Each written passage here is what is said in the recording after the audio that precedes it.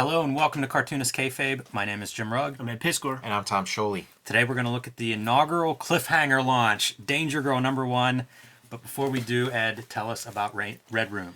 Murder on the Dark Web for Fun and Profit is the name of the game in the Red Room universe, Jimmy. And 4 issues of the Antisocial Network are on the stands as we speak. Get them while they're hot. Each issue completely self-contained. And we have a forthcoming trade paperback coming November 9th that's going to have about 70 more pages of content on top of what you see here. And some of it is even more vicious, if you can believe that or not. We are serializing the next round of issues on my Patreon, patreon.com/edpiscor. $3 for the archive there. Have more than 150 pages worth of comics as we speak. The next mini-series called Trigger Warnings, Jim. And the PDF of the Free Comic Book Day comic is on the Patreon for free, able to be downloaded in PDF format. All these links are in my link tree in the description below this video. Tom, where can people find more of your comics? Well, you go to a comic shop and look in the Marvel section and find Fantastic Four Grand Design. It's the story of Marvel's, fabulous Fantastic Foursome, told from start to finish, beginning, middle, and end. How many superhero comics can claim that? And it's, just a great big love letter to the work of Jack Kirby, Stan Lee, Joe Sinnott, the whole crew, all in one complete volume. Those end pages are glorious. Yeah, those things are so much fun to work on. And we also got Jack Kirby, The Epic Life of the King of Comics. Learn about the story behind the story. This is the whole life of Jack Kirby told in the comic book form, the form he worked in himself using the same tool he used, the pencil. I drew it completely in pencil and colored it digitally, which Jack did not have access to it in his day. You can also check out my Patreon, see what I'm up to right now. Go to patreon.com, search Tom Scholey, and check out my YouTube channel, Total Recall Show.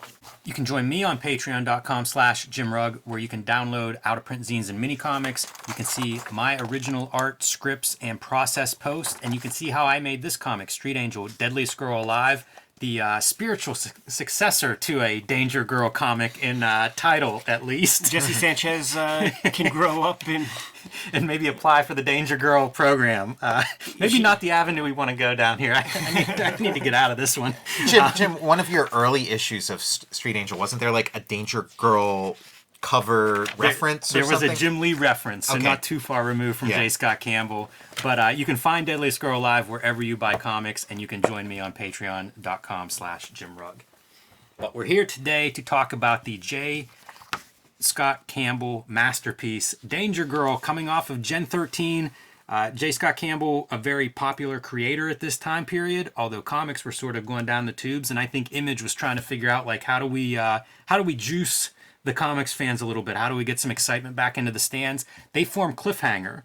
This is like the next generation of hot artists, coming to Image with their creator-owned titles, and that's what we have here with Danger Girl and J. Scott Campbell showing up with, 3 years into the game approximately at this point. This is 1998. Is that right? 95 is Gen 13 is 1995. So about 3 years in, coming off of a very hot comic book series with Gen 13.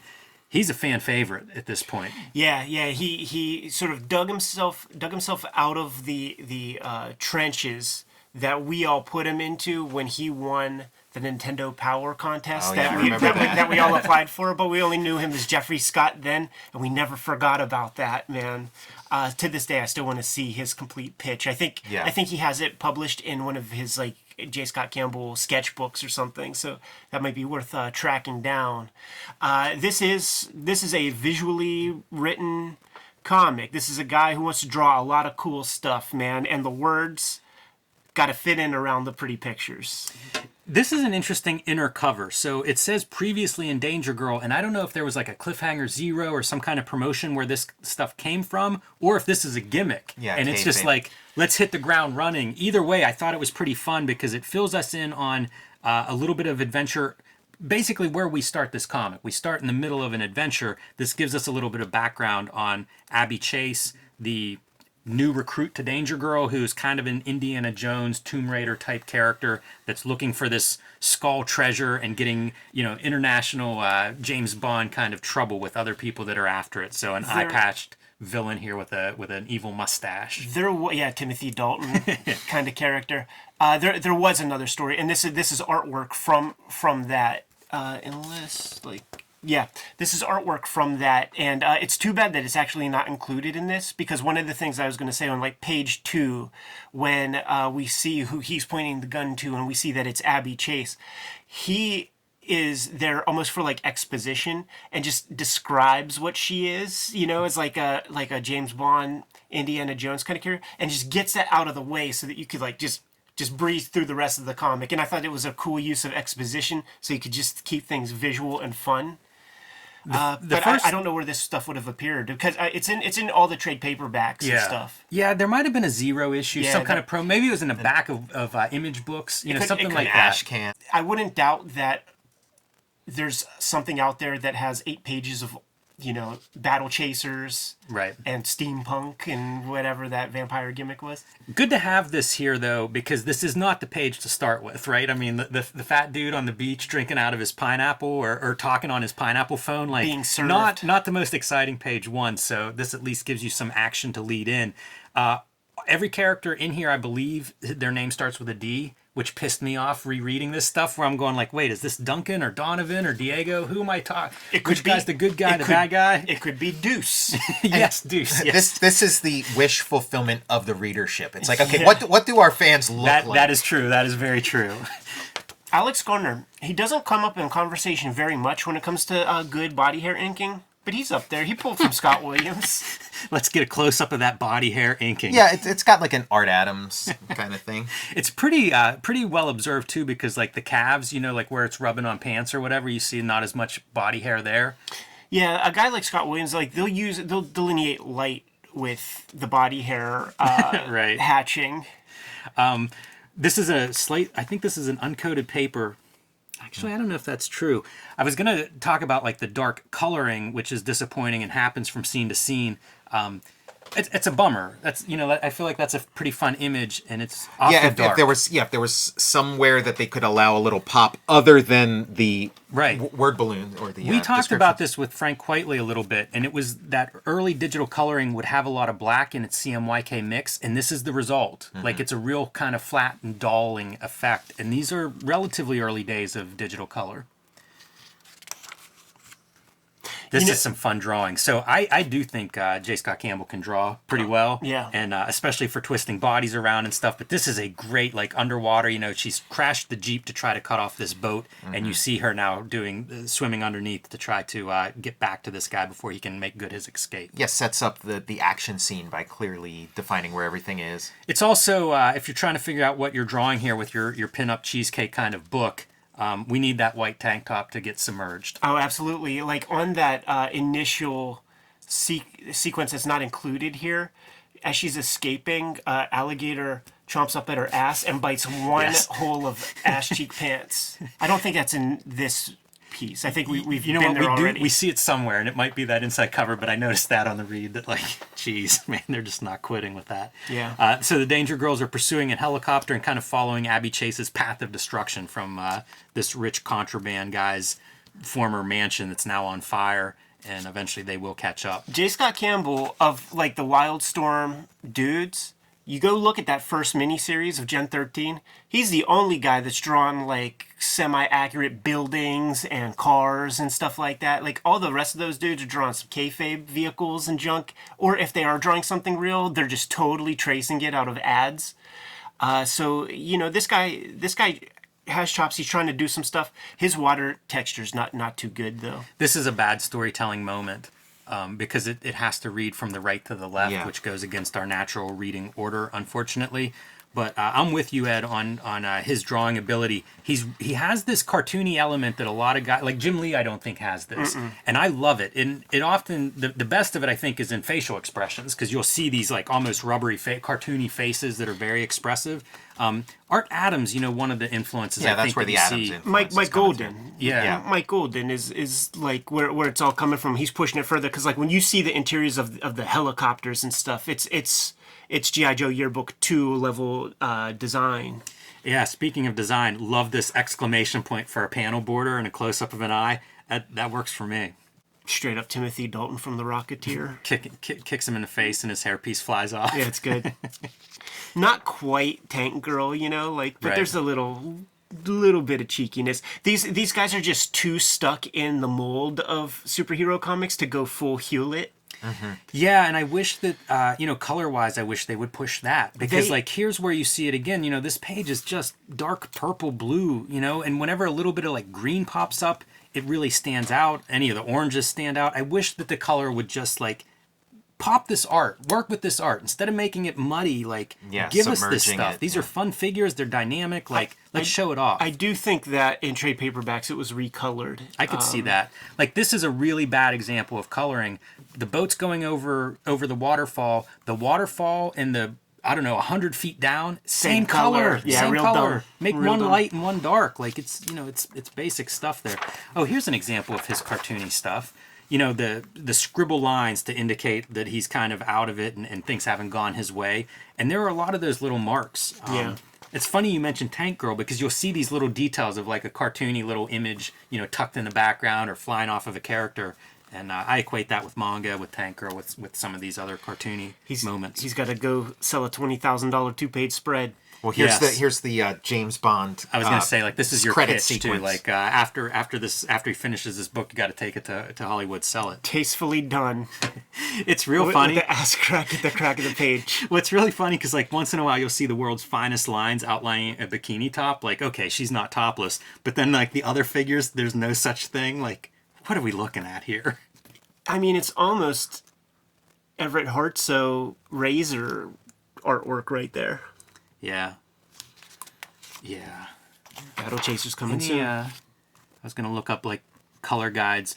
This is interesting. So your computer coloring gets a separate from color guides. Still working on color guides, but the computer is obviously your translation. And always in the behind the scenes stuff that you would see, man, it was always cool seeing those dudes like Joe Chiodo having those real stinky alcohol markers, in a whole palette of them, the 500 of them, Yes. and making these pages that were Easter egg dyed looking, and then when they get turned to the computer color gimmick, it becomes, what we see here. Scott Dumbier, people watching at home may recognize his name, artist edition editor, figuring out that format. So interesting name in comics. And then you mentioned Alex Garner and his body hair inking techniques, Ed. He's a longtime collaborator with J. Scott Campbell. I mean, a couple of years, which, the way comics work nowadays, that's kind of a long time. I think that pays off. I think he's a good inker with J. Scott Campbell. Battle Chasers, Joe Madureira coming from X-Men, joining Cliffhanger. Probably the two biggest names out of the 4 Cliffhanger books, maybe arguable, but certainly a big name who's coming from X-Men to do his creator-owned title here. Make sure to put that X-Men in the ad, man. Absolutely. Very smart. Absolutely. I think that he just created a Battle Chasers video game that came out last year or the year before. Joe Mad, let's do the shoot. Yeah, that's interesting. That would make sense. I think this whole generation would probably be your first generation of cartoonists that were super influenced by video games. Mm-hmm. And this does feel like it's just, what do you want to draw? Bunch of hot girls. That's your book. Yeah. And this is the spread behind that argument. And that's the James Bond bikini from, I guess, Dr. No. This reminds me a little bit of when the X-Men would play softball or something, and you'd get some sort of characterization. You have your character that has the bullwhip flipping stations on TV with the bullwhip. Yeah, you got your nerd. It just selling you on the one dimension of each of these characters, so you know which one's the nerd, which one's the hothead, which one's the leader. Yes, the what's the team in Pulp Fiction with the women and the Fox one with Force the knife? 5. Yeah, Fox Force 5 is here. Everybody's a Tarantino fan, right? This is 1998, and there's your costume on Abby Chase with the alligator bite taken out of the pants. Throwing knives. It's funny because she's throwing knives, annoyed at their bickering, but also holding knives. She just produces them out of her prison wallet. There he is. Deuce. It's so stupid. It really is. Played by The Rock, your Sean Connery. Yeah, right. Yes. This is a bad tangent. It looks like he's holding that fish in his hand. I think it's supposed to be a marlin mounted on the wall there behind him. If that issue 0 stuff, that early that early piece that wasn't included was included in here. There's a lot of this like just dudes standing straight up in that exact pose. Like he could draw the chicks in like all these different poses, but like the dudes just stand right there. You know, that Timothy Dalton guy was just faced that way, and this would have been a gun. Yes, exactly. That's funny. Yeah. This is like the bad habit, too, that I know I learned from looking at these comics. And that comes from Art Adams, actually. Like you could look at Longshot or look at his contributions to, like, Batman 400 or Superman 400. Like, it's just that standing figure. The floating head there is really funny to me. It feels like she's in, We're going in Fletcher a Hanks. casket or something and just her head sticking out. And he ain't even playing, man. Like, No. like he's just like, yeah, man, this is James Bond meets I think that Tomb pose Raider. is even right out of a James Bond poster. Roger probably. Moore Octopussy poster. Even the laser sequence isn't this right out of a James Bond? Yeah, Doctor. I don't want you to talk. I want you to die. Yes. Which one is that? Goldfinger. Goldfinger. So now we get the 2-page splash origin of each of these characters with their shitty logos. We're Silicon Valley. This guy's a fucking millionaire. Oh man, Gotta have your Ruski. that's a fun knife throw pose with the arm back, ready to go. Yeah.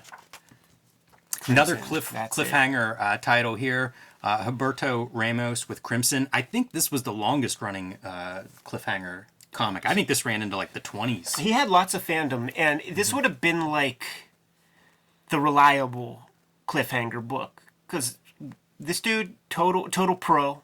You know what I'm saying, man? He was doing all that Impulse and that regular DC work, so he knows what it takes to do a real monthly comic. Like, Joe Mad would do X-Men, but he would take powders, and they would get in his Gilbert to come through and do their best Joe Mad impersonation every couple of issues and stuff. J. Scott Campbell, I don't quite remember. I know he wasn't good at monthly.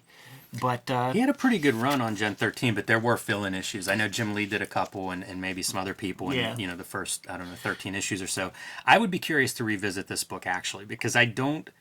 It didn't make much of an impression on me. I wasn't reading Impulse, like I wasn't following him. I picked up probably issue 1 or something, but it's vampires. It's like teenage vampires in the 90s. I'd be curious to check that one out. If this is well received and people want to see more cliffhanger, I would look at more cliffhanger books. He had a good fan base.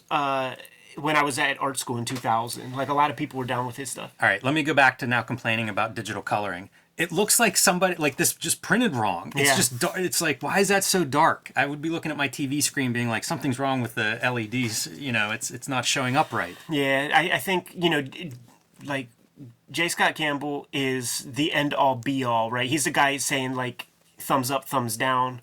It's very possible this go-round, he's taking a look at that computer monitor and saying, yeah, that looks great. Right. And that's the kiss. You have to learn the hard way sometimes. Yeah, I mean, this is pretty early in the learning curve of digital coloring. It is. And I feel like that we haven't really caught up with the change in technology up until like maybe 6 years ago. Like it took a while to kind of, figure out the kinks. Right. Full Moon Zine. Yeah, man. So they're trying to get Abby Chase to sign up, and she eventually does. She's going to join be a part of the Danger Girls and go around the world in this paramilitary unit of Charlie Angels and set the world right, I guess. And the first target is the Peach. Straight out of Central Casting. You seen this guy, this kind of deal in about 4 million films. Yeah, this reminds me of Wizard making fun of like we had run out of superhero names. Whenever the Peach is your heavy. Sounds straight out of a Chester Gould. Not great. But man, I feel like Canon Films has a scene like this in every one of their movies. Yes. And look at this, man. She has to be nondescript, indiscreet. Blending in. I'm picturing what Chester Gould's Peach villain would look like. Like it'd be kind of like his face would look like a peach pit, maybe. Or just his whole body would be like, peach, like Herbie. Hey, you were talking about like the standing position. Let's see how many are just in this comic. We'll count that one. We'll include this one. Here's another. Yeah, man. Well, I mean, the reverse doesn't work. If you put her over here and these panels over here. You know, it's not easy. This is playing the Gen 13 card game. You know, with the main Gen 13 Fairchild. Yes, Fairchild, growing tall or whatever, outgrowing the costume. It's like we're doing the same gimmick here. You know, she's beaten up this hostess or whatever and stolen her clothes, which is just insane as an acceptable plot element. Like, she's got head trauma in the back, but it'll be okay. But she's a little bit shorter, so the costume doesn't fit perfectly. This is such a funny move. This is the trope that you see in movies, like especially the shitty canon movies where it's like, oh, suddenly they're just undercover working in this restaurant and everybody nobody gives a second look to them. They just fit right in. And they put the bug in the olive in his martini, which of course he's going to then eat. Right when he says the most important Yes. kind of detail, the thing that makes you have to buy issue number 2. I'll For say the story. I'll say this about this issue. Look how much is going on in 2 pages. You know, like there were so many complaints about early Image of being just like pin up, and no story. He's packing stuff in at least. Like there's a lot of information in this first issue. Funny tangent is the hair here corresponds with the hair in this panel and creates a mullet. That's my Facebook. I was going to say, Jim, you know all about that, the accidental mullet. Does your wife hate that image? Yeah. Do you put it up for her to hate it? Because I just feel like any wife or girlfriend would be like, ugh. You know, unless you're Dog the Bounty Hunter's wife or something. Yes, exactly. Typical bad guy shootout, and the bad guys flee. Gives us a chance to do a car chase scene. It's pretty good, man. Yeah. The tires look Nice look looking good. car, yeah. Yeah, he's referencing some car, maybe his car. He's doing pretty good, I think. Gen 13 royalties, baby. At this 13 point in time, covers. yes. On that issue 1. That is how you sell comics. Well, it looks like a James Bond car. Maybe not the James Bond car, but a James Bond car. Yeah, And very Aston much. Martin. I like seeing the like the pink, purple, or pink orange skies. You know, I complain about the darkness. That's nice. If I had to Pop them guess, out a little bit. if I had to guess, Joe Chiodo's doing the guides on this because that's kind of like one of the colors in his palette. Yeah. Fun drawing.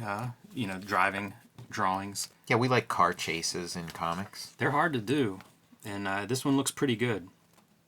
You know, even jumping from car to car, not too bad. Love that she does the ejector seat in this car to get rid of him in a tunnel. That's perfect. Yeah. I don't know if this has been done in a movie, but that feels like the best use of an ejector seat. Do it in a tunnel. Yeah, I was gonna say, like, when I first read it, I was like, you know, you got to set up that tunnel, and he does it right there. Yeah. It's a good piece if you're for the whole car choreography of that scene. I feel like that's a good piece. And then allows you to come out of the tunnel and of course, bad guys waiting for you, guns blazing. By issue 2. Buy issue 2 and let's put Abby in a bubble bath to really make you feel sleazy whenever you do it.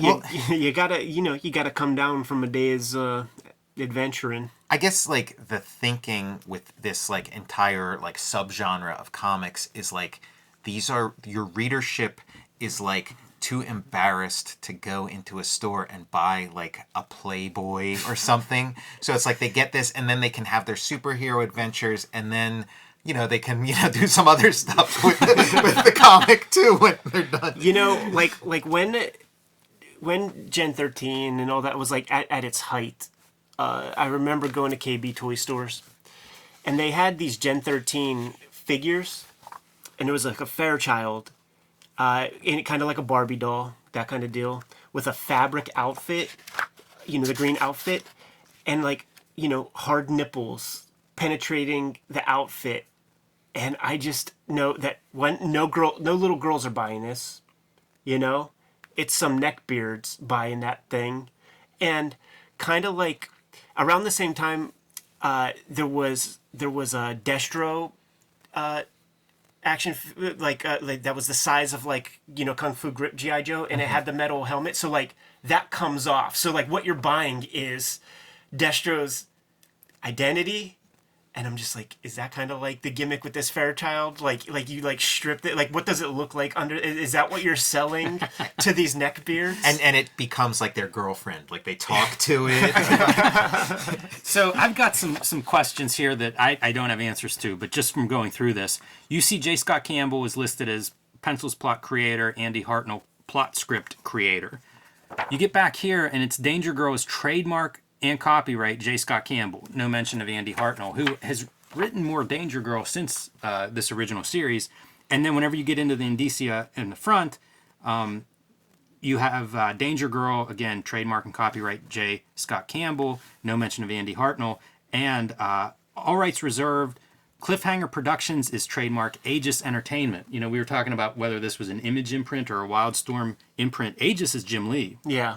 And even, you know, no contents can be reprinted without permission of J. Scott Campbell, Jim Lee, or Aegis Entertainment. So Cliffhanger, I think, did come out of the Jim Lee corner of Image Comics, which is pretty bold. You know, like, it was a good move. He got big name talent to do these books. And I do remember this making some noise at a time in the late 90s whenever comics really struggled to make any noise. Right, yeah. Well, sometimes, like, you hear talk about, like, with your creator-owned book, maybe hire an editor. Like, you pay you retain all, but the editor works for you. I guess this is that kind of situation where it's like, he hired a writer. It's like, you know, he identified something that he It's wasn't, very possible he you know, maybe he cut a deal. Like, it was J. Scott Campbell gets the deal for the book. Andy Hartnell may be a co-creator, but may be paid outright. Like, Image, certainly, I know a lot of creators that do that, where a writer will be like, do you want to do a percentage split, or do you want money up front, and I'll retain ownership of it. And so who knows what that was, but it's interesting to me to see that listed as creator, but no apparent legal stake in it in the fine print. And then this is fun. This is your promo tours. So you just get lists of all these comic book stores. And I was looking through them and thinking, like, you know, which one of these comic book stores exist today? It'd be kind of fun to run down the list. Look at that, man. Babbage's video game shop. I remember Babbage's, Now GameStop or GameSpot. Yeah. So kind of neat to see that. Fat Jack's like Comic Crypt in Philly. Bygone era. And before Bitcoin, you could buy a Gen 13 Fairchild bronze coin. Yeah, let's see how that stacks up in the market. The drones out in the mix, man. Authority. Oh, I wanted to mention this too. Resident Evil. This is being produced by Wildstorm, you know, Wildstorm Productions. Whenever DC took over, you know, whenever they bought Wildstorm had a bunch of licenses for video games and for some of the horror movies and stuff. And I can remember reading that supposedly those video game adaptations outsold every comic. It's just that they weren't being sold through the direct market. So when you would see like the numbers for direct market sales for the year and stuff, they wouldn't really register. But if you took into account just numbers of copies sold, these were big sellers. This is a very specific time of Jim Lee's art style. It was probably the most spare it ever was, and it only looked like this for like 2 or 3 years. You know, way less hatching. It's like he's focusing on the figure a little bit more, like, or figuring out like how best to take advantage of this like new way of coloring. You know, like maybe I'll get out of the way of the color. This cover for Resident Evil, there's a Jim Lee signature and no inker listed, so it's possible he's doing the whole delivery on that as well. And, you know, it's not long after this that Wildstorm is sold, so this may be a guy who's got, I don't know, 30 people working at Wildstorm, something like that, and trying to figure out how to bring in new revenue streams and keep the ship righted, and eventually, you know, sells it to DC, because I assume the comics industry is in such bad shape. You know, it's hard to support that many people. Yeah. I never read this comic before. Read it for the channel, and yeah, I still haven't read it. Live to tell the tale. Think you'll remember it next week? Good to go? I am. Kayfabers, like, follow, subscribe to the YouTube channel. Hit the bell. We'll notify you when new vids are available. Jimmy, what's out there? Join me on patreon.com/JimRugg, where you can download out-of-print zines and mini comics. You can see the original art, scripts, and process of how I make my comics, like Street Angel, Plain Janes, and Octobriana. All that on patreon.com/JimRugg. Check out Jack Kirby, The Epic Life of the King of Comics, Fantastic Four Grand Design, and my YouTube channel, Total Recall Show. Red Room Comics in the Wild. 4 issues of The Antisocial Network are out there on the stands as we speak, and each issue is completely self-contained. Trade paperback coming out November 9th. Serializing the new strips for the Trigger Warnings miniseries coming out at the end of this year. Hits the Patreon first. 150 pages or so up there right now as we speak. All those links in the link tree in the description below. Subscribe to the Cartoonist Kayfabe e-newsletter at the links below this video. You can also find Cartoonist Kayfabe t-shirts and merchandise at the links below this video. Give them those Martian orders and we'll be on our way, Jimmy. Read more comics.